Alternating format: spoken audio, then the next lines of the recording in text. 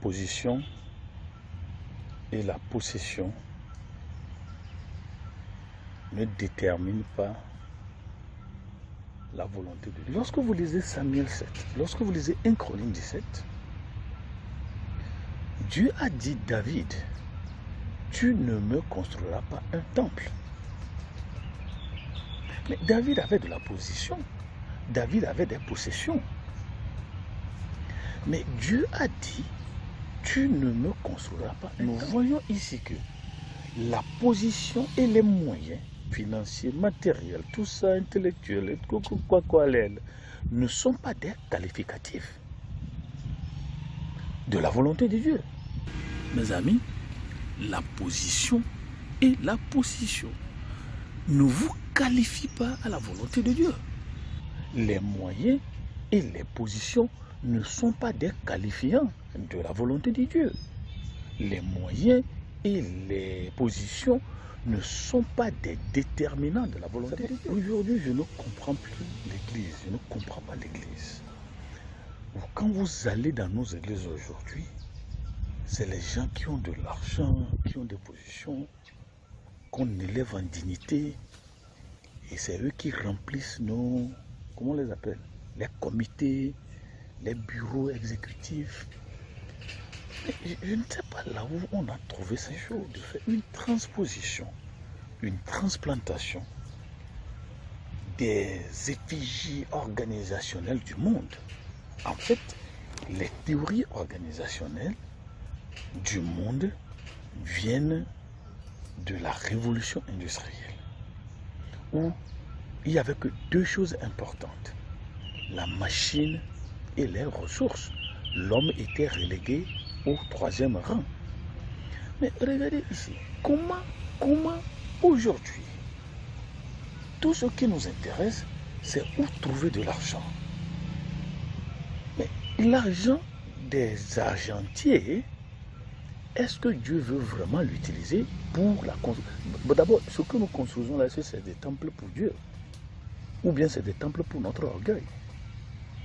Ou bien c'est des temples pour notre gloire, la gloriole humaine. Mais qu'est-ce qui fait que Dieu a dit à David, oui c'est bien, tu as les moyens, on a les moyens, on va vous construire une église. Non, tu ne me construiras pas une église. J'ai pas besoin de ton argent. Bon. Et lorsque nous lisons 1 Chronique 27, versets 7 à 10, et 1 Chronique 28, versets 2 à 7, il dit, tu as versé trop de sang. Bon. Des fois, le moral, ce n'est pas d'expliquer la justification morale des actes de Dieu. Mais c'est Dieu qui a ordonné les guerres de David.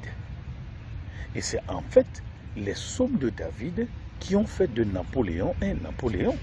Napoléon a dit, après avoir lu David, je n'ai jamais vu David échouer à la guerre.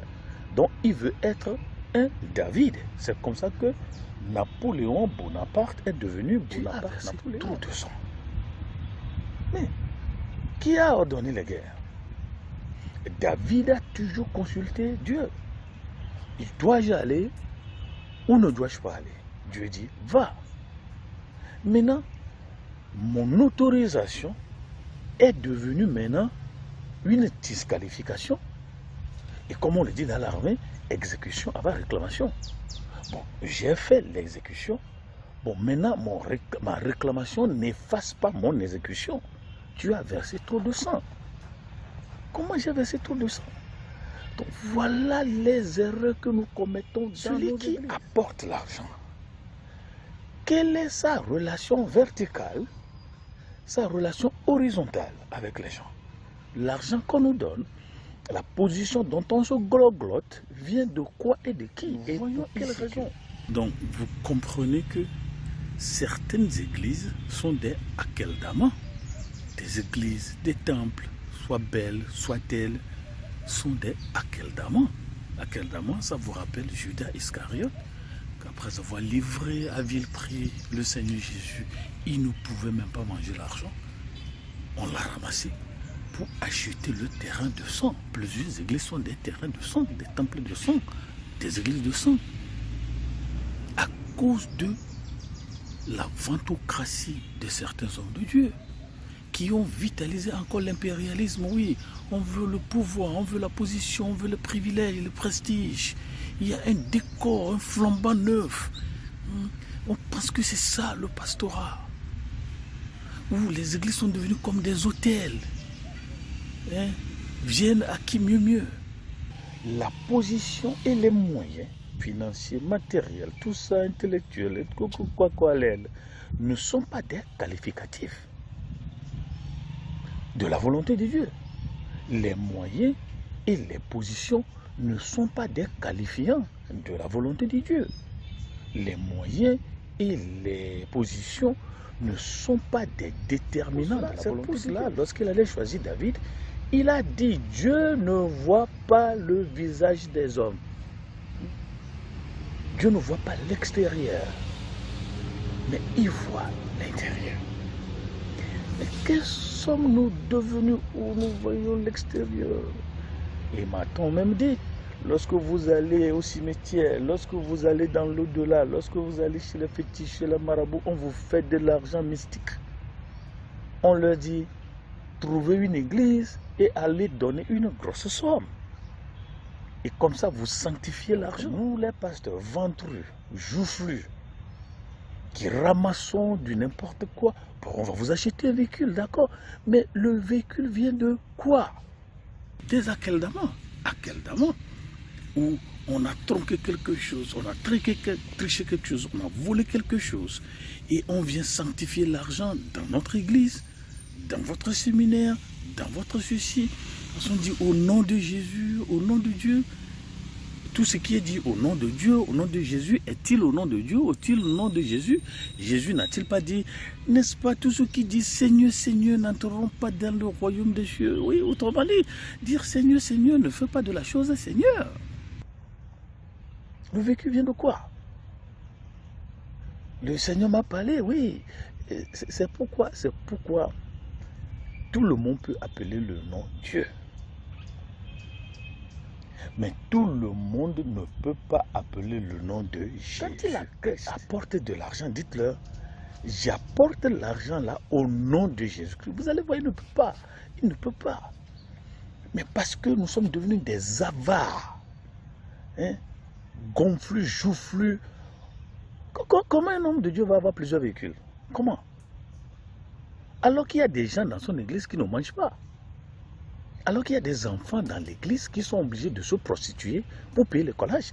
Comment il va avoir 4 maisons, 5 maisons? Donc la position et la possession ne sont ni des qualificatifs, ni des qualifiants, ni des déterminants de la volonté de Dieu. Des églises où on n'a plus le discernement, où on mange l'argent de Ananias et Saphira qui se font garder une partie de ce que le Seigneur leur a donné, et parce que nous n'avons pas de révélation, on mange tout. Et certaines églises, oui, certains hommes de Dieu sont comme des Géasi qui passent derrière les gens. Mon pasteur m'a envoyé, celui-ci m'a envoyé, alors que c'est du mensonge. C'est pourquoi Paul dit, certains d'entre eux ne servent pas notre Seigneur, mais ils servent leur ventre. C'est pourquoi il se dit, il y a certains hommes de Dieu qui se sont troués à cause de l'argent, Dieu ne voit pas votre position pour dire, faites-moi ceci.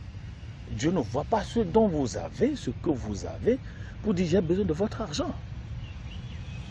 Donc, la légitimité et la nécessité de faire quelque chose pour Dieu ou de Dieu ne sont pas des approbations divines. On ne peut pas venir à l'église et dire, parce que j'ai de l'argent, parce que j'ai de la position, je veux faire ceci. Non.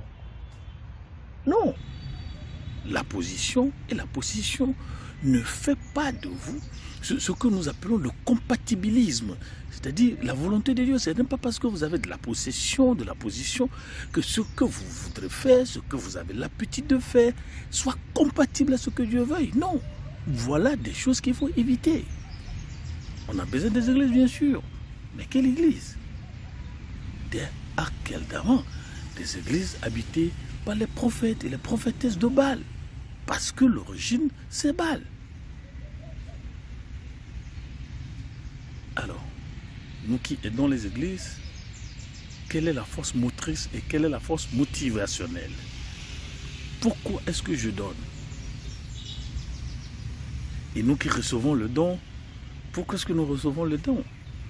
Pour qu'on soit une église particulière dans la ville, très belle dans la ville. C'est ça, une église? Il n'y a pas de compatibilisme dans ce que nous appelons la volonté de Dieu entre la possession et la position. C'est Dieu qui dit, faites-moi ceci avec ce que je vous donne. Alors, c'est ce que nous appelons la structure prophétique. Qu'est-ce que Dieu a dit? Qu'est-ce que tu as fait? Et on a la conséquence.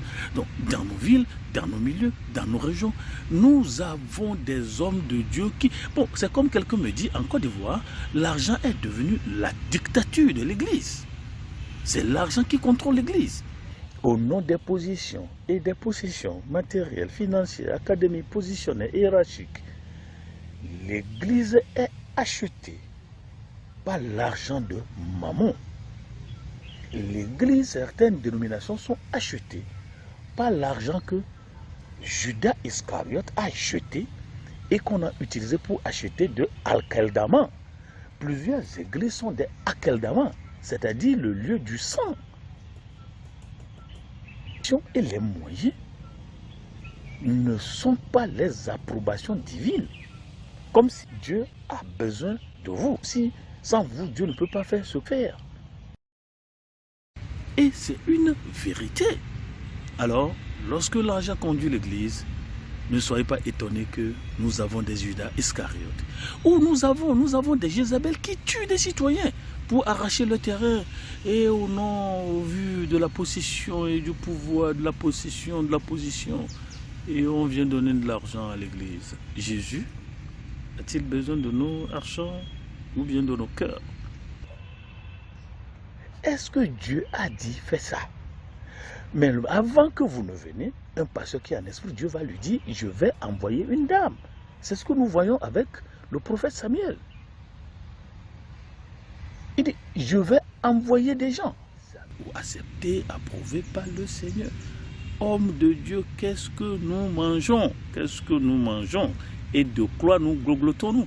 Nous avons des véhicules qui sont du sang, nous avons des maisons qui sont du sang, nous avons des temples qui sont du sang. C'est ça, la possession et la position ne sont pas de compatibilisme de la volonté de Dieu. Vous avez compris? Voilà. Aie pitié de nous, Seigneur. Et lave, lave et lave. Au revoir.